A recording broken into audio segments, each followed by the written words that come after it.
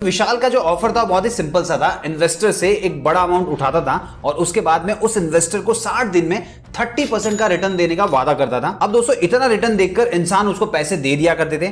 विशाल की glamorous life से प्रभावित होकर बहुत सारे लोगों ने उसके पास पैसे इन्वेस्ट करने शुरू कर दिए। पर दोस्तों असल में विशाल ने कभी भी पैसे अपने बिजनेस में इन्वेस्ट किए ही नहीं। उल्टा उसने उस पैसों से लग्जरियस असेट्स खरीदना शुरू किया, जिसमें उसकी मदद उसके पार्टनर स्वप्निल दास ने की। देखिए सबसे पहले तो विशाल और स्वप्निल इन्वेस्टर से पैसे लेते थे और उसके 2 महीने बाद वो जो पैसा मिला था उसी में से 30% उसको वापस दे देते थे। अब इन्वेस्टर को कॉन्फिडेंस आ जाता कि पैसे मिल रहे हैं तो वो 4 लोगों को और बताता था और ऐसा कर करके इनकी माउथ पब्लिसिटी होने लग गई और विशाल के पास इन्वेस्टर्स की लाइन लगने लग गई।